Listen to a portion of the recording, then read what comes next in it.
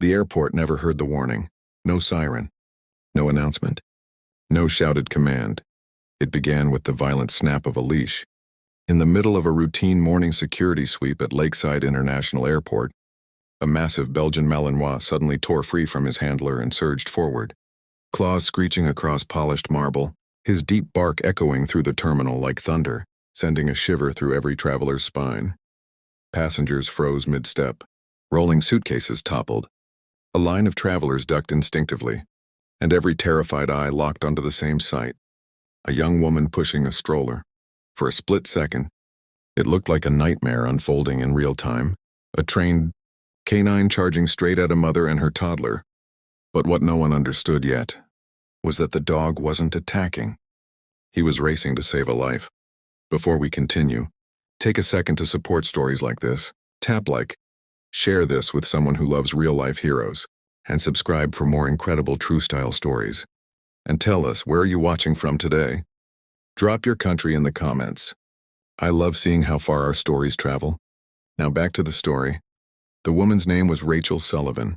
She was 30 years old. Exhausted and running, on 2 hours of sleep as she navigated the crowded terminal with her 19-month-old son, Liam, bundled under a soft green blanket. Rachel was headed to gate B12, gripping the stroller handle with one hand while checking messages on her phone. With the other, rereading the note she'd received only an hour earlier. He's landing today. Her husband, Lieutenant Ryan Sullivan, a decorated explosives ordnance officer, was finally coming home after 8 months overseas. This trip wasn't just a reunion. It was a surprise. Ryan didn't know Rachel was flying to meet him. She wanted Liam to be the first thing Ryan saw when he walked through arrivals. A family reunited. A chapter closing. She never noticed the man standing too close behind her in the coffee line. She never saw the practiced movement of his hand. And she never felt the small device placed beneath the blanket. Until the dog broke formation. The Belgian Malinois' name was Coda, 4 years old, 80 pounds of muscle, discipline, and instinct, every fiber of his being trained to react in an instant. Coda wasn't new to chaos. He'd served alongside Officer Derek Miles, his handler for nearly 3 years. Airports, stadiums, border checkpoints. Crowds didn't faze him.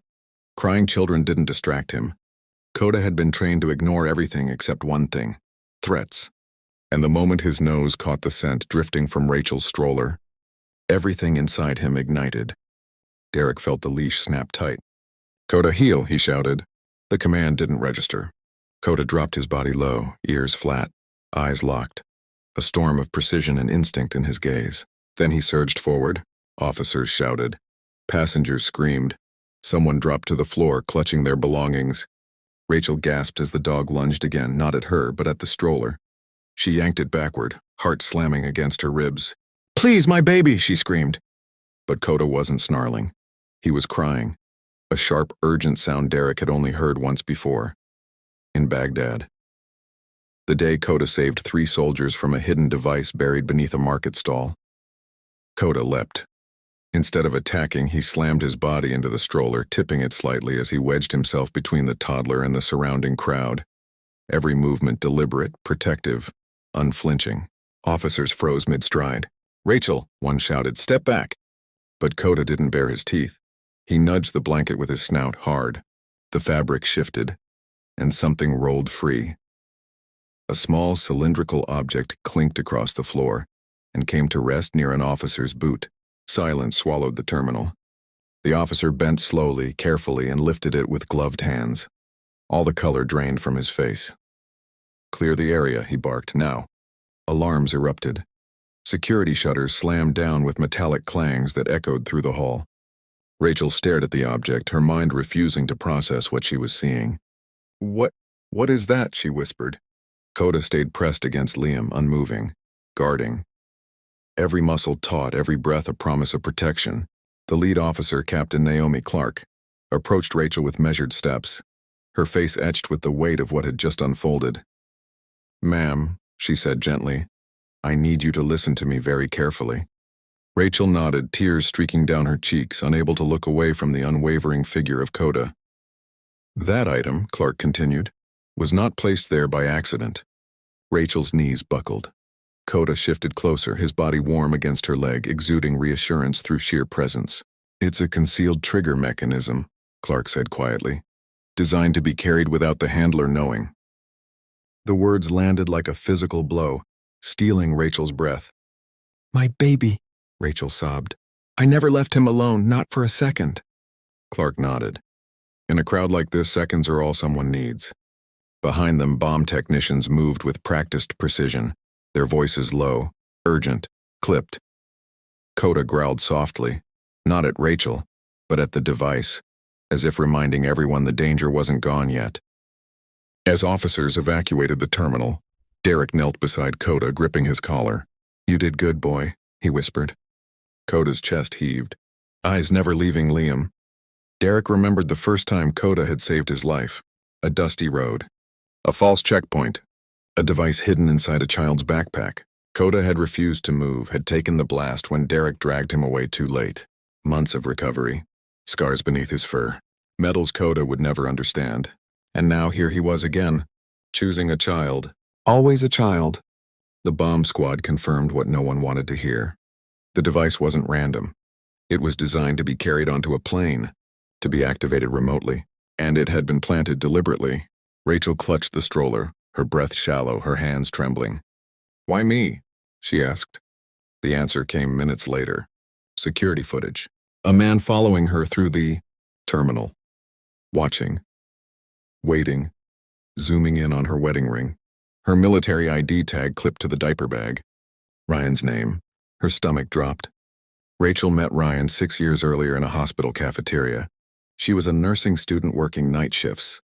He was fresh from his first deployment. Exhausted, quiet, carrying too much behind his eyes. They talked over burnt coffee. Then over dinners. Then over months apart, Ryan proposed before his next deployment, kneeling in a park with shaking hands. They married quickly, loved fiercely. And when Liam was born, Ryan cried harder than anyone. Rachel had learned to live with fear. But never like this. Coda stiffened. Ears up, a sudden bark. Officers spun as a man bolted from behind a kiosk. "Stop," someone yelled. The suspect ran. Boots thundered. Security gates slammed. Coda strained forward, desperate to join the chase. Derek held him back. "Stay," he whispered. "Protect." Coda obeyed. The suspect vanished, but not without leaving answers. Digital traces, foreign contacts, a targeted list, military families. The trigger device in Liam's stroller was just the beginning. A prototype, linked to a larger device hidden in checked luggage on the same flight. Rachel was boarding. If Coda hadn't acted, the plane would have taken off with both devices on board. One to detonate mid-flight, the other as a backup timed for arrival. Hundreds of lives gone. The cell had planned similar plants at 3 other major airports that week, all targeting spouses and children of Ryan's teammates. But Coda's alert triggered a nationwide sweep. FBI and TSA teams, guided by Coda's breedmates across the country, uncovered 2 more devices before they could be deployed. The suspect who fled the terminal, captured 2 days later in a raid on a quiet suburban safehouse. He cooperated quickly under questioning, revealing names, locations, and funding sources. The cell was dismantled. Arrests spanned 3 states. And Ryan's unit? They received anonymous tips that led to the capture of the funder overseas. All because one dog broke his leash. Weeks later, a quiet ceremony was held in a secured hangar at the airport. No media. Just the families involved, the security teams, and Coda. Derek stood proud as Coda received a special commendation, a rare honor for a K-9. Ryan, holding Liam on his hip, approached Derek. "I owe you everything," he said, voice thick. Derek shook his head. "Not me, him." He nodded to Coda, who sat patiently, tongue lolling, as Liam reached out a chubby hand to pat his head. Rachel watched, tears in her eyes again. She'd had nightmares since that day, visions of what could have been. But now, seeing Coda, she felt something else. Gratitude, hope. In the months that followed, Coda became a legend in security circles. His training methods were studied, his instinct analyzed. Younger K-9s were brought in to learn from him. Rachel started a foundation for military families, partnering with K-9 programs to support retired heroes like Coda. Ryan returned to duty briefly, but chose early retirement to be home. Safe because of a dog who knew. Danger when no one else did. Years later, Liam would grow up hearing the story. How a big, alert dog saved his life before he could even walk, and how that dog became an honorary member of their family. They visited Coda often, brought treats, played fetch in secure fields. Coda aged gracefully, his muzzle graying but his eyes still sharp. Until one quiet afternoon he lay down for the last time, surrounded by the people he'd protected, Derek by his side. The Sullivan family there to say goodbye. Coda didn't just save lives that day at the airport. He restored faith. In loyalty, in instinct, in the unbreakable bond between man and dog. He proved that sometimes the greatest warnings come without words, just a snap of a leash, and a heart that refuses to ignore danger. This wasn't just one hero's story.